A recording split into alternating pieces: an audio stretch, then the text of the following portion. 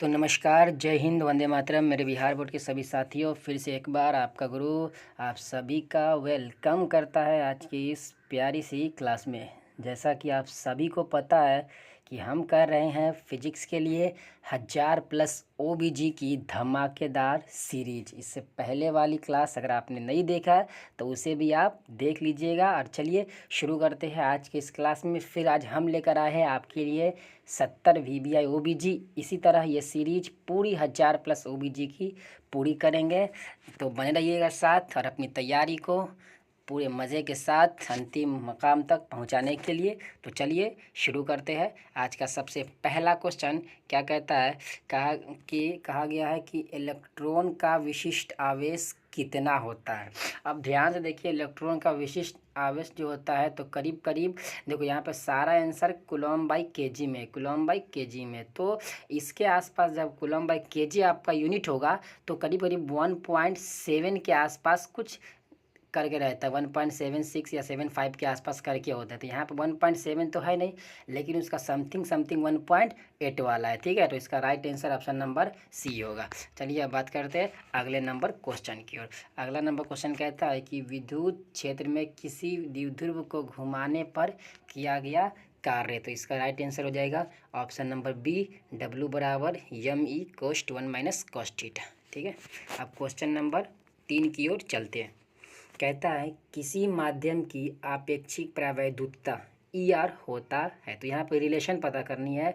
तो ER बराबर E/F∁0 होता है, यानी कि right answer option number C हो जाएगा। बात चलिए अगला क्वेश्चन, क्वेश्चन नंबर 4। संधारित्र के समांतर क्रम संयोजन में जो राशि प्रत्येक संधारित्र के लिए समान रहती है वह क्या है। तो दो बातें यहाँ से आती है, एक तो समांतर क्रम संयोजन में और एक श्रेणी क्रम संयोजन में। तो समांतर क्रम के लिए आपका होता है विभवांतर, ठीक है, और श्रेणी क्रम के लिए हो जाएगा आवेश। चलिए क्वेश्चन नंबर 5। एक तार का प्रतिरोध R है, इसे खींचकर व्यास आधा कर दिया जाए तो प्रतिरोध कितना होगा। अगर इसके व्यास को आधा करते हैं तो प्रतिरोध इसका होता है 4 गुना, यानी कि 4R हो जाएगा। ठीक है, अब बात करेंगे अगले नंबर क्वेश्चन की ओर। वायु में रखे गोलीय चालक की धारिता समानुपाती होती है किसकी।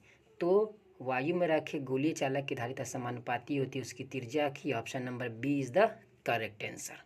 चलिए अब बात करेंगे अगले नंबर क्वेश्चन की ओर। यदि समरूप विद्युत क्षेत्र x अक्ष की दिशा में हो तो समविभवी होगा।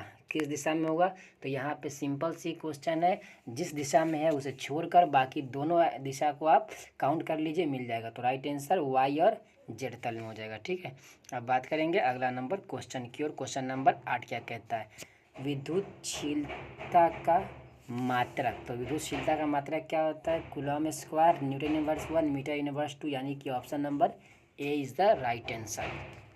चलिए बात करते हैं क्वेश्चन नंबर 9। मीटर सेतु की तार किसकी बनी होती है। तो मीटर सेतु की तार जो होती है वो जर्मन सिल्वर यानी कि मैग्नीन की बनी होती है। ठीक है, चलिए बात करते हैं अब अगला नंबर क्वेश्चन। चुंबकीय प्रेरण B वेक्टर तथा चुंबकीय तीव्रता M का संबंध है। तो यहाँ पे सही संबंध क्या हो जाएगा, option number D, B vector equal to μ/0 कोष्ठ के अंदर H वेक्टर प्लस में M वेक्टर। ठीक है, बात करते हैं अगला नंबर क्वेश्चन की ओर।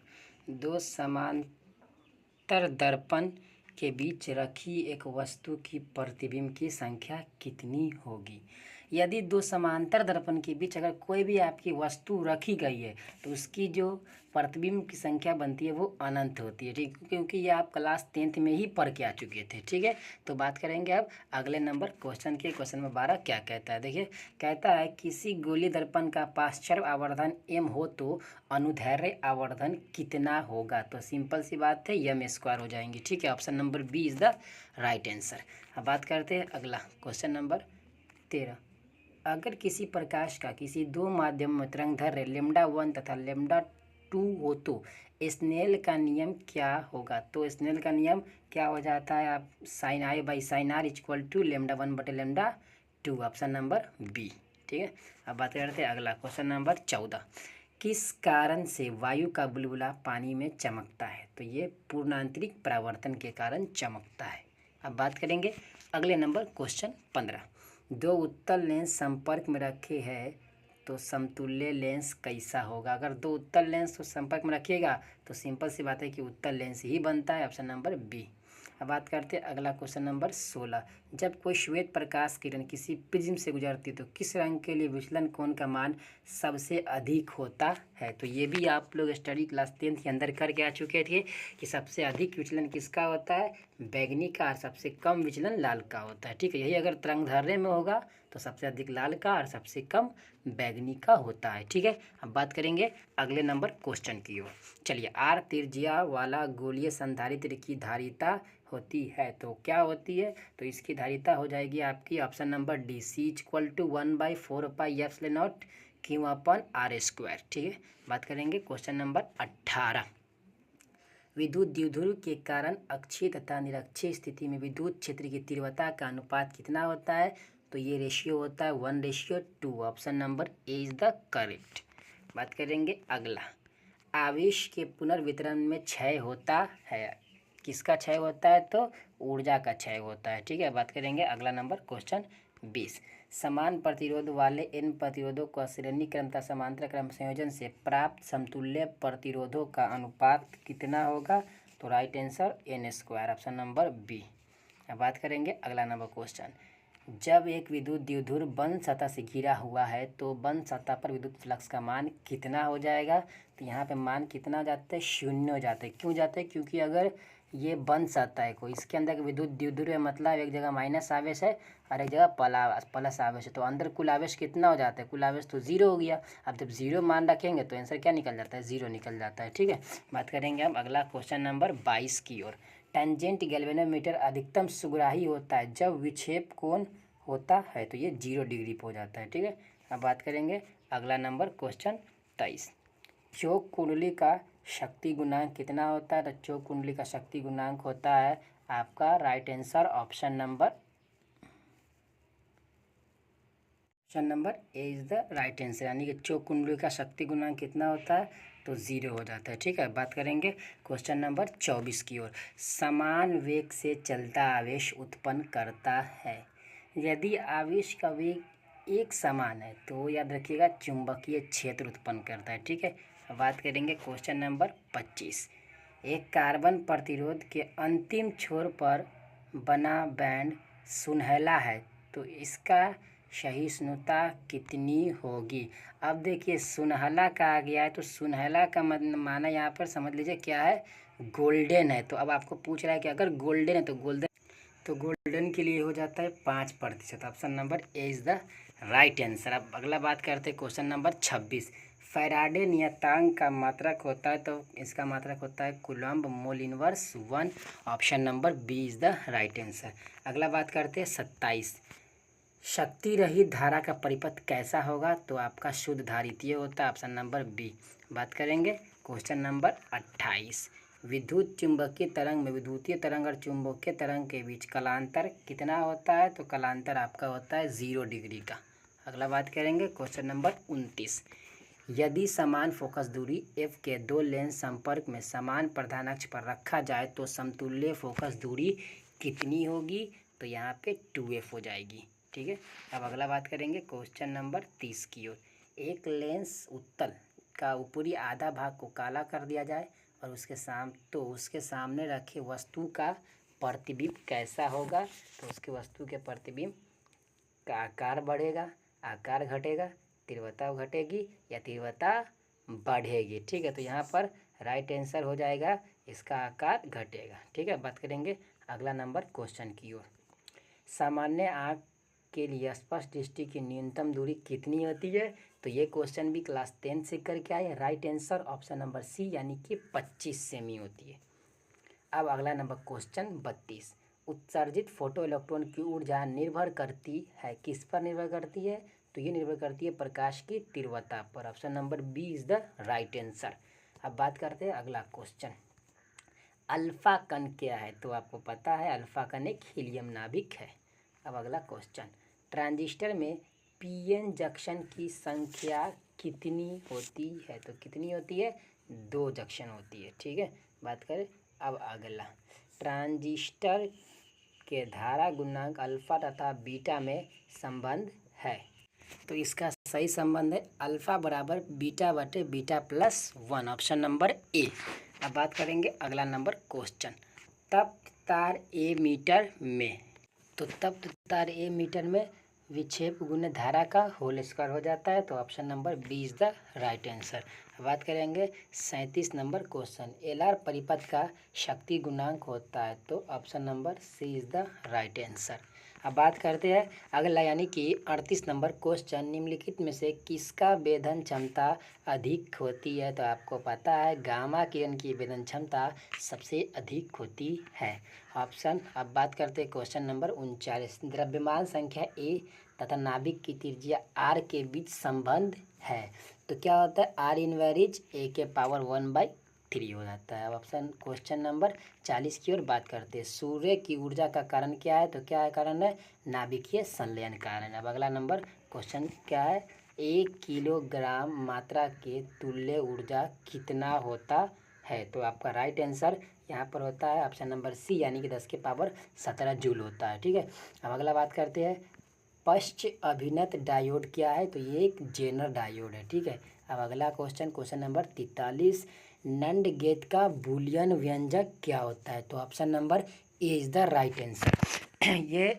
आपको पहले से पता है कि ये जो गेट वाला टॉपिक है यहाँ बहुत ही इंपॉर्टेंट रहता है आपके लिए, यहाँ से क्वेश्चन आना कंपलसरी रहता है। ठीक है, अब बात करेंगे अगला नंबर क्वेश्चन यानी कि क्वेश्चन नंबर 44, मानव नेत्र का विभेदन क्षमता होता है। तो मानव नेत्र का विभेदन क्षमता 1 मिनट होता है। ठीक है, अब 1 मिनट यहाँ ऑप्शन में है नहीं, यानी कि 60 सेकेंड हो गया, option number B is the right answer. ठीक है, अब बात करेंगे अगला नंबर क्वेश्चन यानी कि नाभिकीय अभिक्रिया में संरक्षित राशि। तो रैखिक संवेग, आवेश, कोणीय संवेग, यानी कि ऑप्शन नंबर डी। ठीक है, बात करेंगे अगला नंबर क्वेश्चन 46, क्या कहा गया है, निम्नलिखित में से किसका अपवर्तनांक सबसे अधिक होगा। तो दोस्तों ये भी आप लोग क्लास 10 से ही पढ़ के आए हैं कि हीरा का अपवर्तनांक सबसे अधिक है, यहाँ पर राइट आंसर। अब अगला नंबर क्वेश्चन बात करेंगे, दो प्रकाश स्रोत कला संबंध होता है जब उनके बीच कलांतर क्या होता है। क्या कलांतर नियत रहता है या बदलता रहता है या फिर क्या रहता है। तो कलांतर नियत रहता है। ठीक है, अब बात करेंगे अगला नंबर क्वेश्चन, गर्म करने पर अर्धचालक का प्रतिरोध। तो गर्म करने पर अर्धचालक का प्रतिरोध घटता है जबकि चालक का प्रतिरोध बढ़ता है। ठीक है, चलिए अब बात करेंगे अगला नंबर क्वेश्चन की ओर, विद्युत चुंबकीय प्रेरण में प्रेरित आवेश किससे स्वतंत्र होता है। तो प्रेरित आवेश किससे स्वतंत्र होता है, तो इसका राइट आंसर तो right answer option number B, यानी कि समय से स्वतंत्र होता है। जितना आवेश निकलता है समय के साथ निकल जाता है। ठीक है, अब अगला नंबर क्वेश्चन बात करेंगे, फैराडे का विद्युत चुंबकीय प्रेरण का नियम किसके संरक्षण का परिणाम है। तो ऊर्जा संरक्षण का परिणाम है। ठीक है, बात करेंगे अगला नंबर क्वेश्चन, क्या कहा गया है, प्रोटॉन का विराम द्रव्यमान कितना होता है। तो प्रोटॉन का जो विराम द्रव्यमान है वो हो जाता है यानी कि 1.6 इंटू 10⁻27 किलोग्राम। ठीक है, अब बात करेंगे अगला नंबर क्वेश्चन की ओर, क्या कहा गया है देखते हैं, 4 डायोप्टर क्षमता के लेंस की फोकस दूरी तो 0.25 मीटर। अब अगला बात करेंगे, सामान्य समायोजन में एक सरल सूक्ष्मदर्शी की आवर्धन क्षमता कितनी होगी। तो 1+d/f, option number A is the right answer. अगला बात करते हैं, अवरोधक के किनारे पर प्रकाश का मुड़ना क्या कहलाता है। तो क्या कहलाता है, प्रकाश का विवर्तन कहलाता है। अब अगला बात करेंगे क्वेश्चन नंबर 55, हीरा के लिए क्रांति कोण कितना होता है। तो हीरा के लिए क्रांति कोण 24.41 डिग्री हो जाता है। अब अगला नंबर क्वेश्चन, कांच के समांतर सतह की पट्टी का फोकस दूरी कैसा होता है। तो अभी ये क्वेश्चन ऊपर में भी था शायद इसी प्रकार का, तो राइट आंसर हो जाएगा अनंत। अब बात करेंगे अगला क्वेश्चन, पतले प्रिज्म द्वारा उत्पन्न न्यूनतम विचलन का कोण होता है, option number C is the right answer. अगला बात करेंगे, रचनात्मक व्यतिकरण के लिए कलांतर होता है। तो कलांतर कितना होता है, 5/2n होता है। अब अगला नंबर क्वेश्चन क्या कहा गया है, प्रकाश के एक फोटोन की ऊर्जा की परास यानी कि रेंज कितनी होती है। तो 2.6 इलेक्ट्रॉन वोल्ट से 4.8 इलेक्ट्रॉन वोल्ट होती है।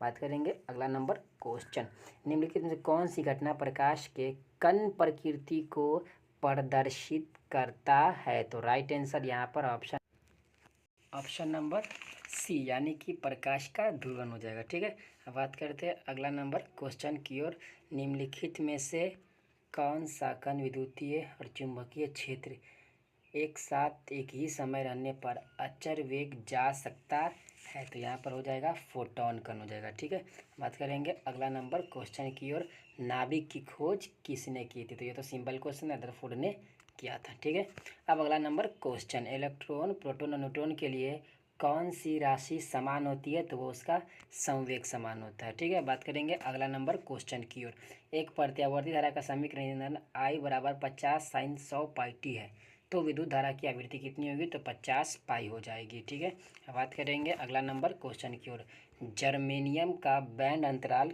कितना होता है? तो जर्मेनियम का बैंड अंतराल 0.7 इलेक्ट्रॉन वोल्ट होता है। अब बात करेंगे अगला नंबर क्वेश्चन की ओर, यदि किसी धातु का कार्यफलन 2.8 इलेक्ट्रॉन वोल्ट है तो देहली तरंग दैर्घ्य कितना होगा? तो 4433 एंगस्ट्रम, यानी कि ऑप्शन नंबर सी।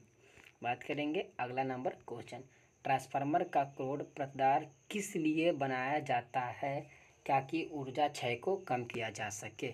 अब अगला नंबर क्वेश्चन, लेजर क्रिया के लिए क्या आवश्यक है? तो इसके लिए क्या आवश्यक है? तो लेजर क्रिया के लिए आवश्यक है उच्च दाब आवश्यक है। ठीक है, बात करेंगे अगला नंबर क्वेश्चन के लिए, किसी अर्धचालक का तापमान गुणांक का मान होता है तो ऋणात्मक होता है। ठीक है, बात करेंगे अगला क्वेश्चन, एक रेडियो एक्टिव तत्व की अर्धायु 1600 वर्ष है, इसकी माध्य आयु कितनी हो जाएगी?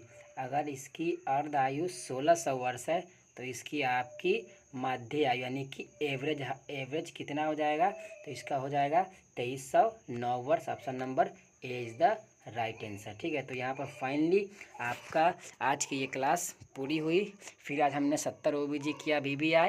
अगर क्लास अच्छे लगा, पसंद आया हो तो लाइक करो, शेयर करो ज़्यादा से ज़्यादा लोगों तक, ताकि हर उस स्टूडेंट के पास ये वीडियो पहुँचे। इसका सपना है कि बिहार बोर्ड 2025 में एग्ज़ाम के अंदर फिजिक्स में 35 OBG सही करने आए। तो दोस्त ज़्यादा से ज़्यादा शेयर करो। फिर मिलते हैं अगले वीडियो में, तब तक के लिए जय हिंद, वंदे मातरम।